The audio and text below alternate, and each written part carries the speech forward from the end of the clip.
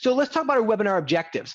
We're here to explain the links between our body stress responses and strengthening mental wellness. That's one thing we're going to do tonight. Next thing we're going to do is perform the 3-step process for rapidly shifting people from overwhelm to motivation and focus. And then finally, we're going to identify the #1 mistake that leaders and colleagues make that actually fuels stress. And that one is, again, people don't realize that they're actually doing this thing, and they probably don't realize the negative impact that it's actually having on folks. But before we dive into this, let's talk about stress prevalence just for a second. Because if you've been in a cave or under a rock somewhere and you don't really recognize how incredibly stressed out the global world is right now, here are some statistics. So a Harvard Business Review study done a month or so ago noted that 89% of people are saying that their work lives are getting worse. That's almost 90%. That was 9 out of 10 people in this report globally are saying that their work lives are actually actively worsening. 85% of people say that report that their well-being has declined. So this is crazy if you really think about this. Over 3/4 of people are saying that they are getting sicker, not better. I don't think we've ever seen numbers this high. I've never seen numbers this high in any of the studies that I've actually looked at. And I'd like to think that we're going to share with you tonight the secret of the 15 percenters, the 15% of people who say, you know what, my life and well-being isn't getting worse. What are some of those secrets? And I'd like to think that we're going to share some of those secrets with you here tonight. Anyway, the global leadership forecast is saying that 86% of people are feeling used up at the end of the day. In other words, they are feeling burned out. That Gallup number at the bottom, 76% of employees experiencing burnout at work. Leaders are leaving companies because of the massive allopathic and stress loads that they're experiencing.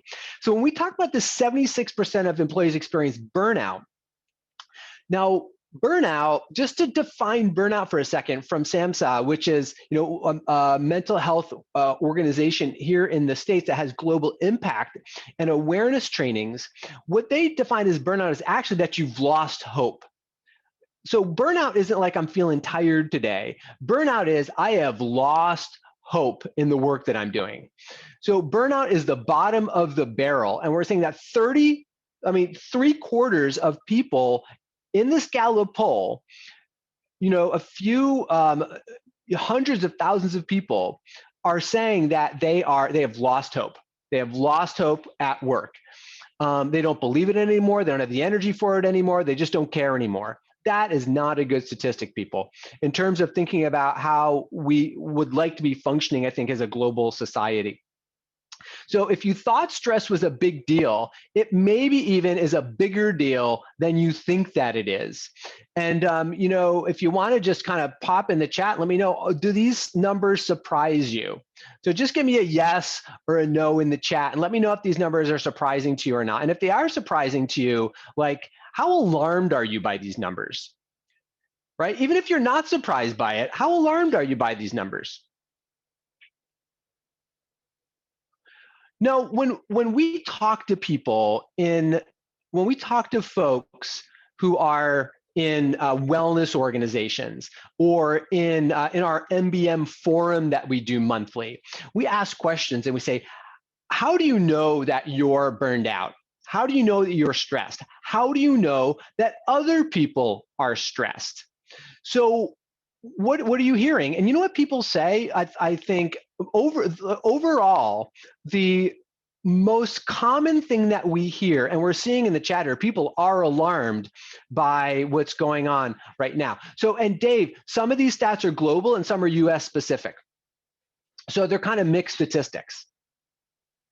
But yeah, so people are agreeing this is definitely very concerning, a very alarming trend.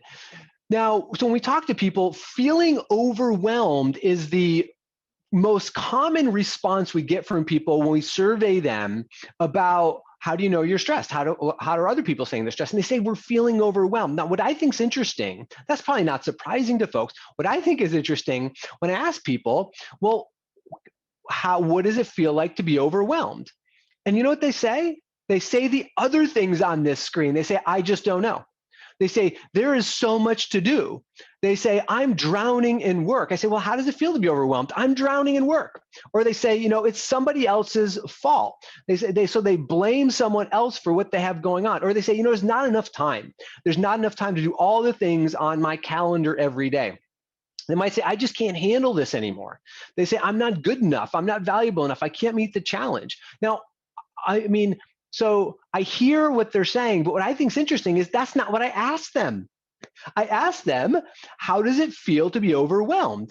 And people are telling me all kinds of other things about what their overwhelming experience is, but they're not telling me how they actually feel.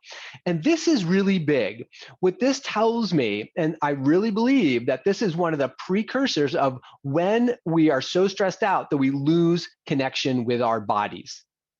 We have lost touch with what's actually going on down below our neck. Everything feels so jammed up here. Our thoughts are racing. There's so much to do. I just don't know what to do. Think about all the other black things on this screen, all the others, these sense descriptions. These are all about what's going on inside of our head or what we think about what's going outside of our head. It's not about what we're actually experiencing in our physiology.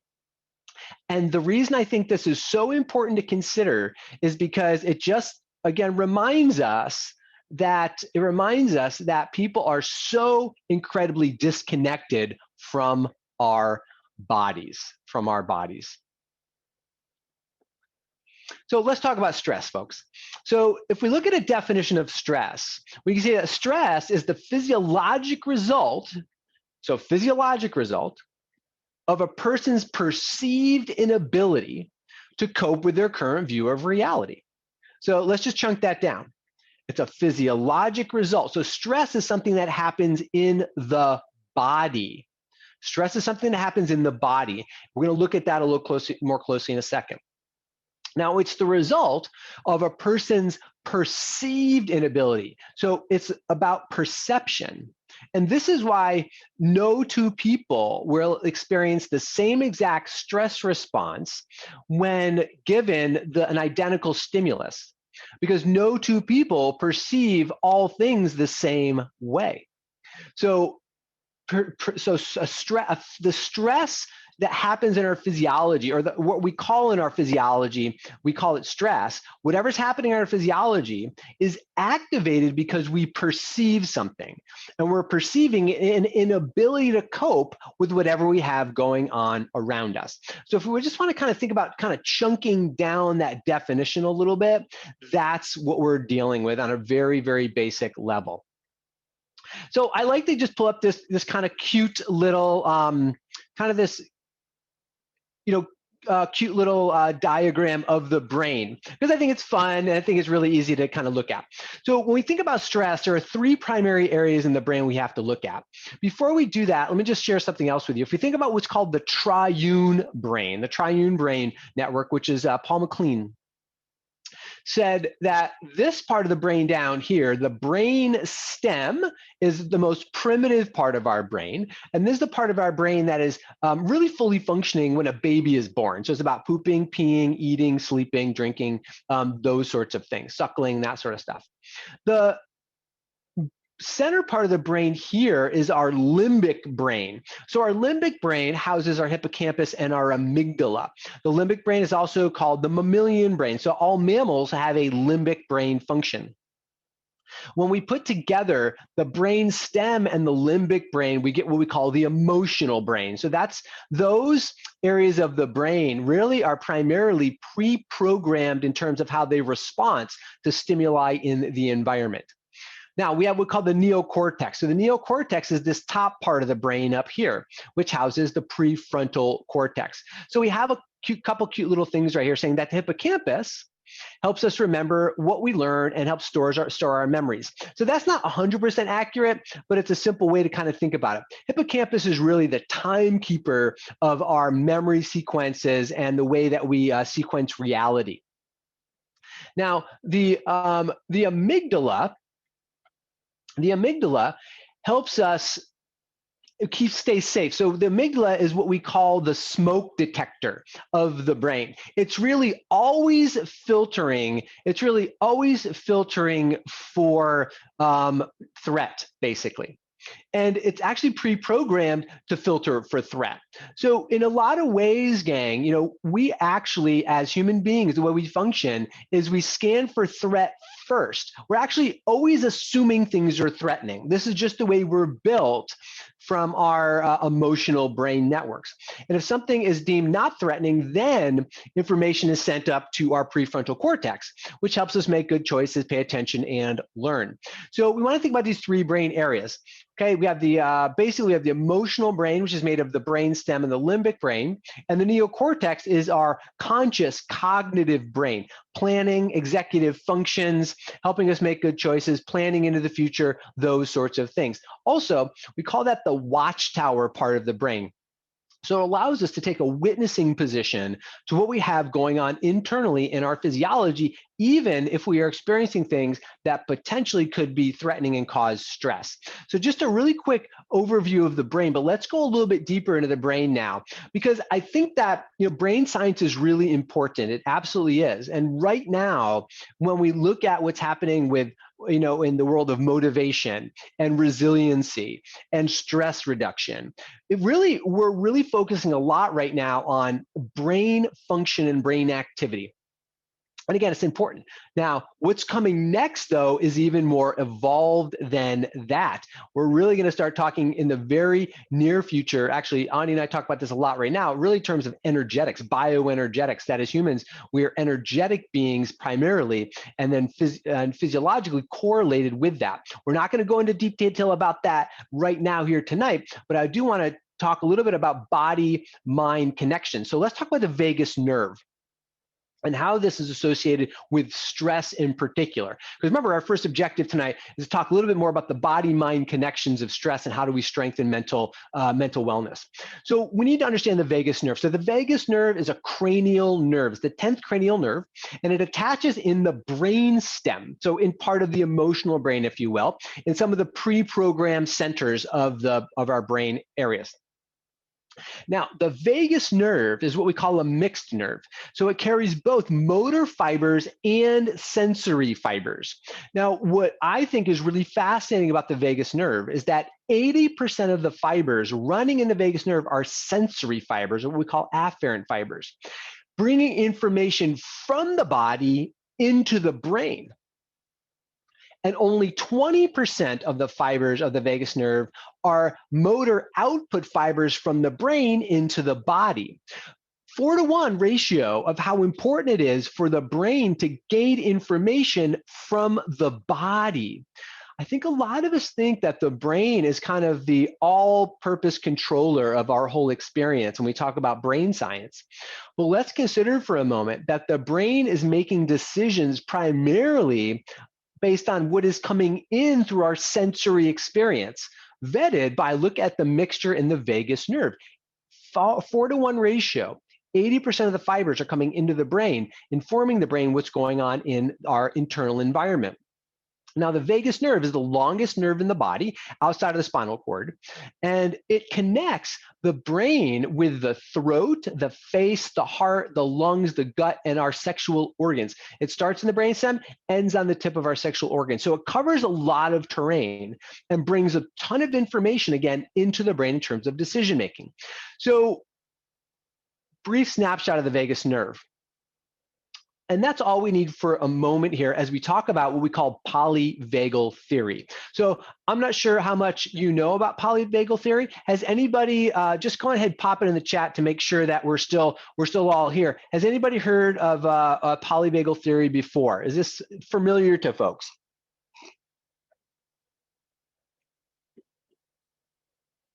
Okay, so we have some yeses and some nos. Okay, cool. So this is going to be great for a lot of folks. All right, so let's talk about polyvagal theory by Stephen Porges. So Stephen Porges talks about what we call the 3 levels of safety. Now, when we think about the vagus nerve, there's actually 2 different branches of the vagus nerve, which is polyvagal, right? More than one vagal. So the vagus nerve has what we call a ventral branch and also a dorsal branch. So the ventral branch feeds is primarily what we call supradiaphragmatic, or above the diaphragm. Lungs, heart, throat, face, eyes, ears, like those types of places are where the ventral branch serves. So the ventral vagal complex is what is known as the social engagement system of our bodies. Think about social engagement, looking at how our faces convey information to one another, how our voices convey information to one another. And when we are in ventral vagal dominance, we experience a slowed heart rate, our breathing gets deeper. People say they feel calm, they feel centered, they feel relaxed, maybe even pleasurably aroused. So right now I am feeling solid in the ventral vagal complex right now. I really feel, I'm feeling calm, I'm feeling centered, I'm excited, but I'm also relaxed. My breathing is nice and deep. So right here, and feeling socially engaged with you, even though we're doing this in a Zoom room webinar, right? I mean, someday we'll be able to all be back together again, which is going to be amazing and probably overwhelming for a lot of us. I know for me, I'll probably be feeling that way, just being in contact with people and feeling the energy with folks. But so we think about the social engagement system. Now, the way it works with the 3 levels of safety is when a human being, and this is actually true for primates as well, when a human being is perceiving threat. So go back to that stress response for a second, a physiologic response to a perceived inability to cope with their current view of reality. So immediately when a human being perceives an inability to cope, what we do reflexively is look for other people. We look for other people for social engagement. We look for a calm and soothing voice or a supportive voice. We look for expressions in people's faces to tell us that they're there for us, that they will help us. And that's what we call the first level of safety.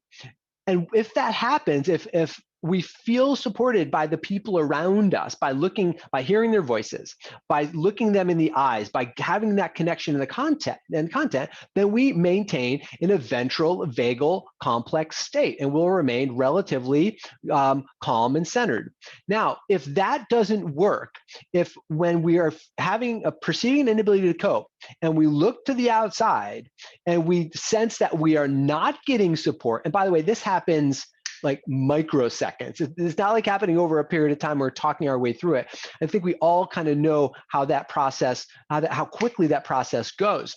But if we look at, we don't get support, we don't feel support, then what happens is we switch into what we call the a sympathetic nervous system response. And this says dorsal vagal complex right here. That, I just want to say, I apologize. That's actually a mistype. That shouldn't be right there. Our next thing that happens is we go into a sympathetic nervous system response. In other words, we have a stress response. If we're not getting connection from people around us, immediately we have a response where the amygdala, the smoke detector in the brain, sends information down to the hypothalamus. The hypothalamus sends information to the pituitary gland, which then sends information down to our adrenal cortex. Boom, we release epinephrine, release adrenaline, release cortisol a little bit later on, and then we are in a full fight or flight response. So we think about being chased by a bear. So presumably this guy, is a hunter, and I don't know what happened to his, using his gun, but he's being chased by a bear now. And I think we can all agree, if we're being chased by a bear or by a dog or something of that nature, we're going to have a fight or flight response. This guy's having a flight response. So his muscle tone immediately increases. His reflexes heighten. His breathing becomes faster and more shallow. Heart rate increases. Blood pressure rises. Now, blood is shunted away from the organs out to the skeletal muscles for fight or flight. Blood clotting increases, actually, because if you're cut while you're fighting or flighting, this is going to help you from bleeding to death. Now, other things that happen as well, our sensory perception is heightened as well for certain things. And this is a pretty interesting thing as well. When we are having a stress response, our hearing ranges actually change. When we're in a stress response, we actually lose the range of hearing that is primarily keyed for human voice, believe it or not.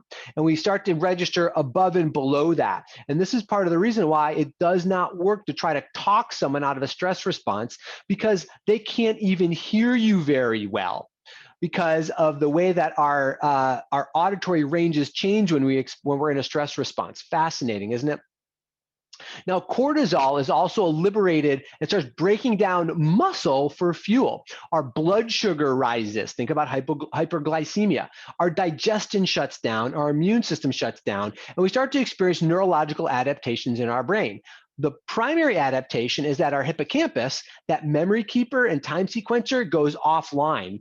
And also our prefrontal cortex goes offline as well. And at this point, the amygdala and the HPA axis is really running the show when we are in a stress response. We are in reactivity. We're not in creative problem solving. We're totally in reaction mode, and our body is completely turned on in this experience. So now, if that doesn't work, because we experience some type of perceived stressor, if you will, and the social engagement systems didn't activate. If they didn't activate, or we didn't get responses from people, bam, we go into fight or flight. Now, if the fight or flight doesn't work, what happens next? Freeze, actually. We have a freeze response. So again, apologize for the misprint here. Where it says dorsal vagal complex, that should be down below right above freeze response. Sympathetic nervous system is an autonomic nervous system response. The dorsal vagal complex comes down here and is a part of the freeze response. So remember, the vagus nerve is our primary parasympathetic functionality between our body and our brain. Two parts of the autonomic nervous system. Our sympathetic nervous system is fight or flight. Parasympathetic nervous system is what we call rest or digest. Now, the ventral vagal complex is when the parasympathetic nervous system is dominant, but it's balanced with sympathetic input as well. The freeze response is actually a highly dominant parasympathetic response. We talk a lot about the importance of a parasympathetic shift when we're feeling really stressed. Well, if you take the parasympathetic nervous system too far, then you end up in what we call a freeze response. So think about this guy being chased by a bear. And people have reported this in the news and in the literature, whether they're attacked by a lion or a bear. If they can't get away, what they will do is their body will completely shut down. Think about a possum. So the possum is the classic mammalian freeze response, but every mammal has this potentiality, and it is a way that we avoid, two things, hopefully being eaten or killed. And the other thing is it also will help us to dissociate from an incredibly traumatic experience. So fight or flight doesn't work, and now we are contained, we're held down, there's no escape. We go into a freeze response. And so the dorsal vagal system, which drops below the diaphragm, dorsal vagal system does innervate the heart, it does innervate the lungs, but it innervates the diaphragm and then the gut as well. So think about what happens in the freeze response. We evacuate our bowel and bladder. This happens when people are in a freeze response. We end up soiling ourselves. We have this rapid metabolism drop. The heart just shuts down. Breathing shuts down. The gut shuts down. What also shuts down is the medial prefrontal cortex also completely goes offline. And we dissociate from our body because of the massive influx in our system of endorphins. So why would we have endorphins? Endorphins are a part of the parasympathetic nervous system. Well, why would we have endorphins come into play? Because if we can't feel anything, at least it makes the unbearable bearable. If we're being held down, if we're being attacked, hurt in some way, and we just can't escape, endorphins flood the system. So we have sensory numbing. We dissociate from the experience at hand, and then potentially that can help us survive the experience. Now, that does also come at a cost later on. But this is what we call the 3 levels of safety. So we go from the ventral vagal complex, which is all about social engagement. If that doesn't work, we go into fight or flight. If that doesn't work, then we go into massive parasympathetic drop in what we call the freeze response. So let's talk a little bit about body-mind correlates for a second, folks. So Sarah's saying this is what happens to her when she is around spiders. Sounds like you have maybe you call for help first from somebody to help you get rid of the spider, and then you go to a sympathetic and then do a freeze response. I'm just imagining from your comment that maybe that's what you have going on. All right, so let's talk about the body-mind correlate. So think about the sympathetic nervous system for a second. Let's think about the chemicals, the hormones that are associated with the sympathetic nervous system. So first of all, your blood lactate goes up. And epinephrine raises and adrenaline goes up as well. So we know that higher levels of blood lactate are actually associated with anxiety disorders.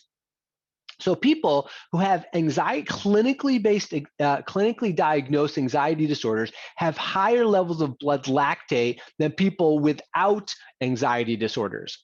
And so there's been some studies to show that when researchers take blood lactate and inject it into people who have no history of anxiety disorders, they develop anxiety. So blood lactate is actually a causative factor with anxiety, epinephrine and adrenaline as well. We know that when people are injected with adrenaline or epinephrine, think of even if you drink too much coffee, you've had too much caffeine, that feels like anxiety, heart's racing, maybe your throat's really buzzing, eyes are really potentially fluttering, maybe buzziness up in your head, right? So this is all associated. These are anxiety symptomologies. So let's think about hyperglycemia. So remember, your blood sugar rises when we experience a stress risk, a fight or flight response, let me say. So hyperglycemia has been associated with headache and confusion. So what we're saying is there's a blood sugar increase in the body, but confusion, most people would say, is a problem with the mind. Most people say, I'm confused. It's a mind problem. But what's associated with the confusion is the hyperglycemia. Cortisol, actually higher levels of cortisol, which is associated with longer-term stress disorders, is associated with both negative affect. It means that you are just upset more. It means you are more negative in the way that you view the world. You're more negative towards other people. You probably blame people more, attack people more, right? That's an idea of negative affect. And also anxiety as well is associated with cortisol. Because here's the thing, folks, most of us are not being chased by bears every day. Most of us are not experiencing life and death every day. Now, I will say that since the pandemic has been going on, more people have been experiencing life and death every day than we had been previously. And that's not to be discounted. I mean, that is really, really important. When the threat of life is so much closer now than it used to be. And especially people working in healthcare on the front lines are working with people who are facing life and death challenges every single day. So think about the massive stress load.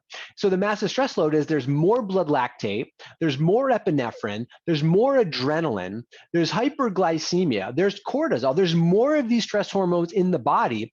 And then correlatively, we're going to see an experience of anxiety, headache, confusion, negative affect, and more anxiety.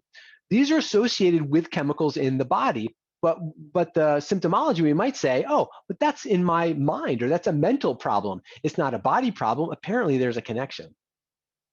All right, so let's look at a massive parasympathetic nervous system surge for a moment. So if we go all the way to parasympathetic, like endorphins, and so endorphins are a big part of the parasympathetic nervous system. So numbing is an issue when there's too much endorphin. We are we numb. We emotionally numb, we physically numb, we check out. All right, cortisol. Cortisol actually isn't just associated with the sympathetic nervous system, it's also associated with the freeze response. And we see dissociation and depression are also associated with cortisol. How about serotonin and acetylcholine? These are parasympathetic hormones. Like too much serotonin, too much acetylcholine is associated with depression. And dopamine, which is a parasympathetic hormone, is also associated with addiction. So too much of a good thing is still too much of a good thing. So whether you're looking at fight or flight, or whether we're looking at freeze responses, it turns out, gang, that mental wellness isn't all in your head. Mental wellness is a body ailment. And I would even say it's a body ailment primarily. And I will die on that hill. And I know that a lot of people probably won't agree with me on that, but I've seen enough in my professional work of doing this for almost 30 years now, and in my own life as well, to tell you that when you regulate the body, you regulate your mental wellness. And I really believe, I know, let me just put the stake in the ground right there. I know at the bottom of my heart, with every fiber of my being, that the better you are at regulating your body, the more sound your mental wellness is. And body regulation strategies are absolutely doable for everyone. So let's just jump into that right now. Let's talk about the 3 basic steps to de-stressing someone in 5 minutes or less. So I'm going to share these 3 basic steps with you. And so let's just go ahead and do it. Now, there's lots of ways that you can put this together for yourself, okay? But no matter how you slice it, and I'm going to share some next steps with you in a minute to kind of help you, give you more options around this. But you got to think number 1 is always got to be your body. Always have to be doing something with your body. Why? Because our body is filled with hormones. It's either we have too much fight or flight, or we have too much endorphins and numbing. Either way, if you're in fight, flight, or freeze, your body is filled with hormones associated with that state. And this all happens via the vagus nerve, by the way. So we have to do something with our body first. Now, you see breath is number 2, and then 3 is what we call V3. You have vision, visualization, or vantage. Now, this is the number 1 mistake people make. I'm going to share that with you at the end of our time together tonight. But most people, this is a big mistake people make. Most people try to jump all the way to vantage to help people de-stress. So what's vantage? That's perception. So vantage is perception. And ultimately, that's the place we do need to make a change. But think about this. If your medial prefrontal cortex is offline because you're experiencing either fight or flight or freeze, then we actually don't have the capacity for vantage. So how many times have people, let me just get up close to you for a second for this one. How many times have people tried this with you, or maybe you've tried this with somebody else, when someone's really stressful and you say, you know what, someone who's really stressed out, and you think maybe you should think about that a little bit differently. Maybe you should look at it this way. And you look at the person who asked you that and you're like, yeah, and it doesn't work. Like you're trying that to help some other de-stress, and it's like, they're all spun out. It's because it doesn't work. You have to go through 1, 2, 3. So stop jumping to vantage and do these other things first. So I'm just going to share a really quick thing with you. So get up. And I'd like you to do, you could have written this down, but in your mind, rate yourself. Rate, where are you right now on fight, flight, or on fight or flight or freeze? So where are you on that scale? So are you like 0 to 10? Down at the bottom, let's say 0 to 3 is kind of like numbed out and frozen. 4 to 7 is like that's normal, kind of like good place. 8 to 10 is I am hyperactivated, sympathetic nervous system, I am freaked out. So again, 0 to 3 is I'm frozen, numbed, shut down. 4 to 7, somewhere in there, climbing up to being freaked out is middle of the road. And then the top, 8 to 10, is I am really stressed out. So put yourself somewhere on that scale, and let's see what happens when we go through these 3 basic steps. Okay, so if you've been hanging around me ever, you know that I think one of the best body tools is shaking. And why? Because if you look at animals in the wild, after a polar bear has been tranquilized or a grizzly bear has been tranquilized to be tagged or something by wildlife, people, they fly in the helicopter, they shoot the bear with a tranquilizer, it goes down. Think about the bear is running away from the helicopter, it's in fight or flight. It's shot with a tranquilizer, it goes into freeze, doesn't it? Now it's freeze imposed from the outside, but it's in freeze response. When researchers will wait around to make sure that the bear is okay, when the tranquilizer wears off, what happens, the bear gets up and it goes, and it shakes something off. It sounds just like that, by the way, right? So it shakes off, and then it goes off and walks off and does its business. Every single time they watch bears do this. So we know that, and watch animals do this, other animals do this as well, cats and dogs and any other animals that's been held down or traumatized will have a shaking response before they go on. It's one of the primary ways that animals, primarily mammals, will re-regulate their stress responses, whether they're in fight or flight or freeze. So shaking is really, really important. So let's do that. Let's do a shake together. So just kind of start bouncing a little bit, and then you're going to do this polar bear shaking thing. I call it a blither, and it's just a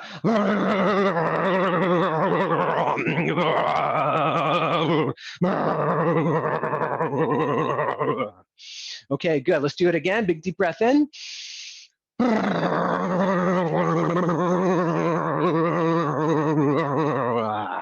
Good. One more time.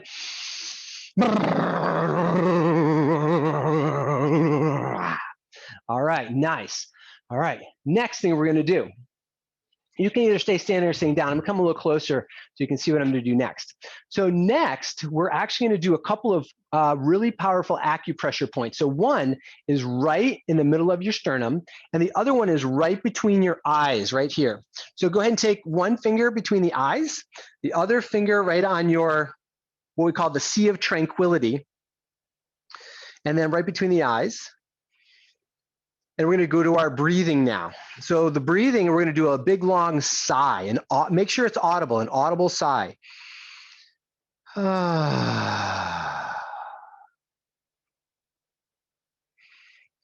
times.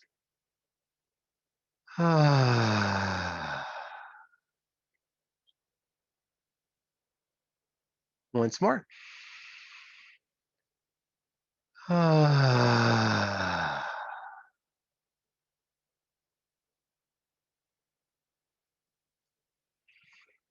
And now just deepen your breath a little further and blow out through pursed lips like you're cooling a big bowl of soup.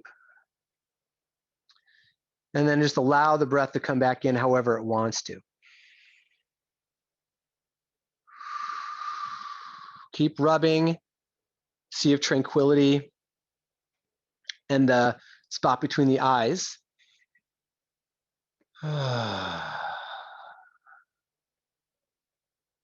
So now we've done a body and a breath thing. Finally, we're going to do a vision component.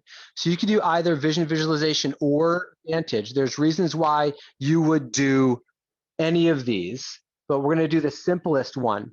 So the simplest one, what I want you to do is look around your environment, maybe outdoors, and I want you to find something with what's called a negative space. So a negative space is like the space between the handle here. So the negative space is the space between between 2 solid objects or more. So it might be like the branches of a tree. It might be, again, a handle on a mug. So just look around your environment and find a negative space. So I'm looking outdoors and I'm looking at the space between 2 branches of a tree.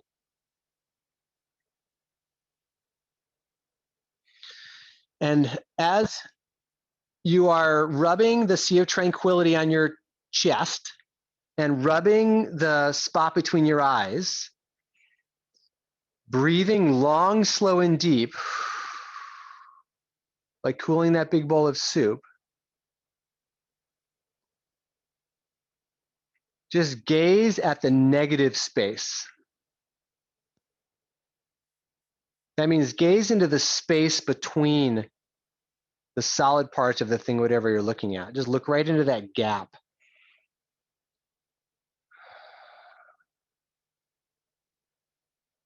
Let your eyes relax a little bit.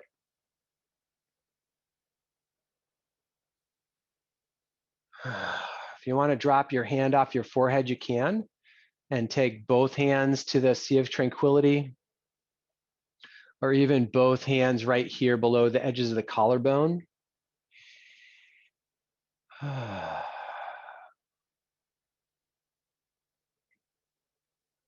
Just do about 5 or 6 deep, long breaths, focusing on that negative space.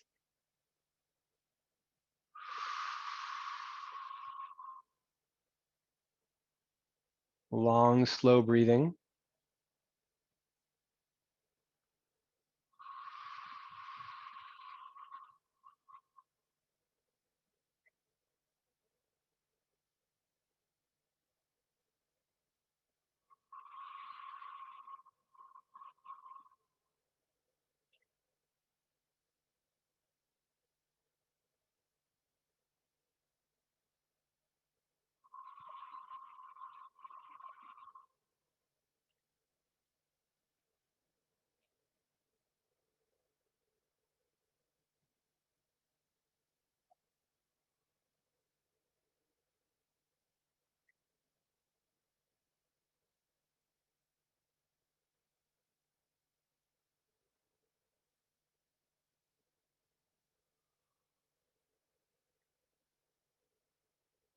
All right, good.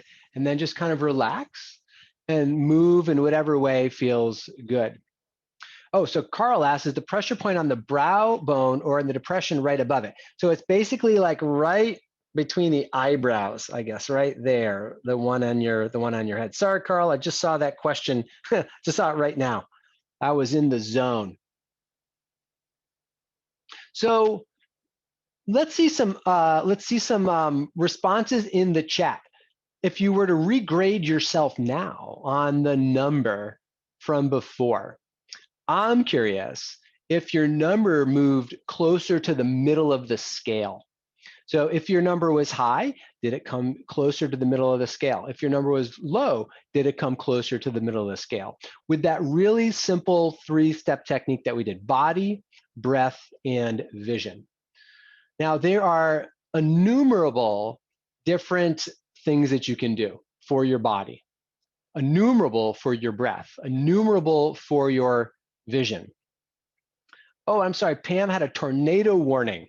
Wow. All right, so Pam, so you're going to want to go back and do this a little bit later, especially if you're feeling stressed around that tornado warning. I've never had that happen on a webinar before, so I hope that you're okay. So why do we do the body first? We do the body first because our body's filled with hormones, and we need to find a way to vent those hormones. Why do we go to breath next? Because once our body has been in some way cleaned up from the hormones, our breathing taps directly into our hypothalamus, actually, which is below the amygdala.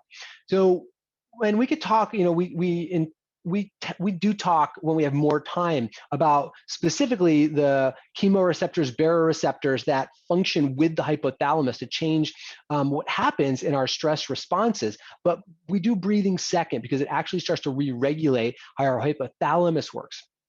And then vision, either as vision, visualization, or vantage will begin to tap into the medial prefrontal cortex, actually. So we're actually walking up the system. We can't jump to the end first. We want to talk about body, breath, and vision. Dave, I see you have to kick off from Scotland. Thanks so much for joining us, and catch the rest of the replay for sure. All right. So when we look at a dam, imagine that all that water on the uphill side of the dam is your stress. And think about, this is what's happening every single day. More to do, more responsibilities, more isolation, maybe, whatever it is that's building up on the back part of that dam. You see this little bit of water that's coming out the front? Like, that's basically the practice we just did. The practice works every single time, but it's not a long-term solution. Okay, you can de-stress people in less than 5 minutes by doing this task, by doing this. And doing it several times a day is fine and a great idea to do, but it's never alone going to drain the whole well of pressure that we have building up on the uphill side of this dam. And that's why I want to tell you a little bit about next steps. So let me just hang in here with me just for a moment or two. I want to share something with you about a program we have coming up, next steps that you can join us with, and then I'm going to share with you the number one mistake that managers, leaders, and colleagues make, and what you can do to change that. So next steps. If this is interesting to you and you want to continue learning more about this work, continue on this journey with Ani and myself to help change how we think about stress and think about mental wellness and really become an expert in regulating and body regulation strategies, join us for the Core Centering Practitioner Certification Program. A really quick overview of what we do in this program. We talk about bioenergetics. We really start to understand a little more about what happens in our energy systems. We cover breath work, the science of breath work, and of course, multiple breathwork strategies. We talk about and train on mindfulness. Again, the physiology of mindfulness, and then strategies and techniques as well. We go pretty deep into self-massage, both acupressure and reflexology practices. Very powerful ways to regulate our body structures. Then we go through what we call the core centering movement practice. So we share even more body techniques other than an outside and above shaking to really help tap deeply into our emotional brain constructs and reduce the stress that piles up. This is when we start draining more water out of the uphill side of the dam. One of the things we also do with this program is we actually teach you, if you're interested in doing this, we teach you how to make a living teaching these things to other people. This is a certification program. And as such, we actually work with you for a month after the program to help you set up your business systems specifically to earn money doing this in your life. Part of the reason why we do what we do isn't just to help you, it's to help all the people that you can help. That's the way we share this work and really make a bigger difference in other people's lives. So, what are people saying about about the core centering program? Well, Ann Geist is a PT. She says, I can't tell you how much it changed her practice. She had 3 people tell her this week that she's actually naturally calm and relaxed, and that was not true for her previously. One thing I loved about Ann, she said something inside her switched after taking the core centering program, and she's not intimidated by her challenging patients anymore. So what a great thing to say, that really something inside her switched, which lets us know that by doing the practices, we change and we can bring these forward to other people as well. As a part of this program, you get to join a really amazing community of people. I know we have Janice and Ann on this call who actually are 2 of our SBMC certified coaches, and they, I'm sure, can attest to the power of the community that, we get to hang around. One of the blessings about my life personally is I get to hang out with really amazing people like Janice and Ann and other people who have taken our programs with us. So you get a private follow-up strategy call after the program, again, to just help you get dialed in specifically with what you want to do. And again, we help you build your business with it as well. Maxine said, that she is so much more confident in her holistic approach to therapy. One of the things we hear a lot from people is, how do I convince people to do these things? Well, Maxine got her question answered in that training, and she had a lot more confidence around being able to do that after the core centering training.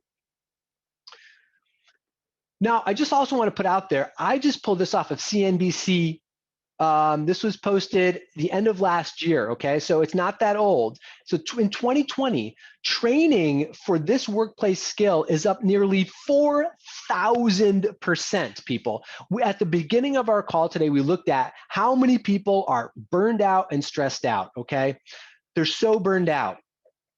And the need is up 4,000%, right? So think about this. The top mental health and wellness skills that saw the biggest demand last year are anxiety management, 3,000%, resilience, 1,200%, stress management, 1,000%, meditation, 800%, mindfulness, 700%, which what this tells us, gang, is that not only are people burned out, but people are hiring people who are trained in these things to come into their organizations or in classes to help them solve these problems. The need is there. The need is there, and the money is there to hire people to do these things, right? I mean, we're in a perfect storm right now of really being able to help people. People want this stuff more than ever right now. So the Core Centering Practitioner program is happening in May 21st and 22nd. It's a 2-day training. Now, we have our overall program value. Our regular tuition is $15.97. Our early bird tuition is $9.97, and that expires next month. Thanks for being here, and I really appreciate it. So that expires next month. So what I'm going to do is pop in the chat for you.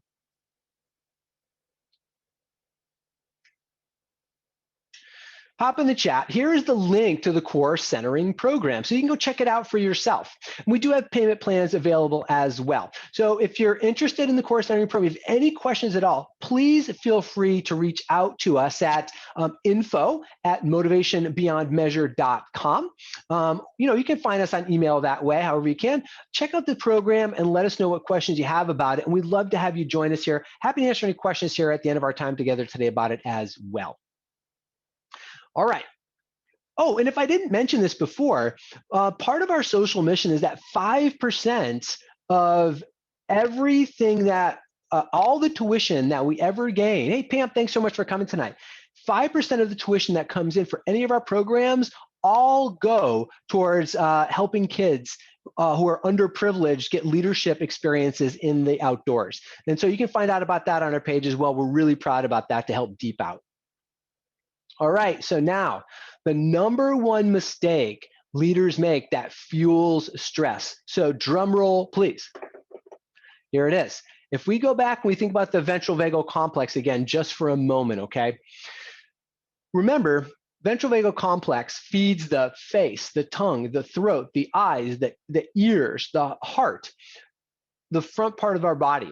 So we know that when people have what we call higher vagal tone, that they experience or are able to activate the ventral branches of the vagus nerve, which is what we teach you in the Core Centering program, that they have better emotional self-regulation.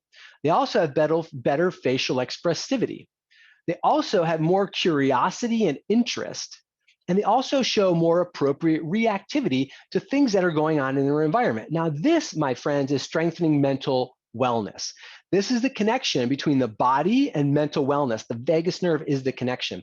And toning the vagus nerve is the fastest way to be able to do that. So what is the biggest mistake that leaders and colleagues make? It's right there.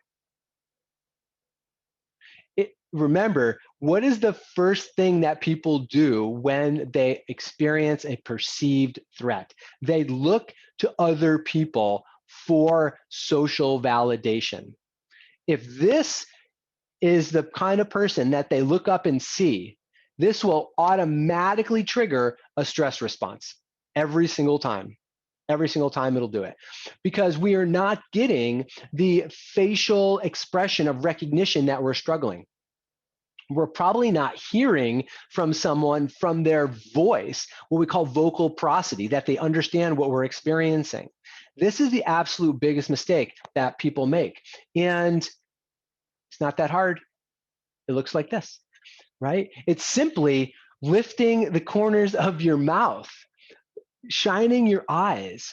And here's the thing, it's crazy in the research, even if you fake it, right? Even if you're faking the smile, even if you're faking the vocal prosody and tonal changes, it still has an effect of dampening a stress response in people. It's so critically important.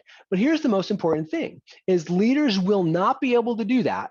You won't be able to do that unless you have mastered your own self-regulation strategies in your body. If you're feeling stressed, stress is contagious. If you're feeling stressed and someone else comes to you for support and you show up in a stressed facial expression, you can't meet them where they are, that activates their stress. It fuels their stress as well. The number one thing we can do is show up in our own ventral vagal complex capacity. So I hope that you choose to join us for the so Shalon says, I was about to write, remove your mask. Yeah, exactly, right? So sometimes those clear masks happen. But Shalon, you can do it with your eyes, right? Eyes say a lot, and certainly vocal prosody has it as well. If you smile behind your mask, it'll show up in your eyes, Shalon, but I know exactly what you're saying. I'm so glad that you're here. So great to see you here with us. So I really hope that you choose to join us for the Core Centering Practitioner Training Program, so you can really share this expertise with other people. Again, if you have questions, please reach out and ask. We'd love to get you in part of this program. It's really an amazing thing, and we always have a fantastic time, and it really can serve a lot of people. So we're going to stay and do some Q&A after we finish the webinar here in just a moment. But for everybody who's watching this on the replay, thanks so much for joining us. I really appreciate you being here and hope to connect you at a training really soon. Thanks.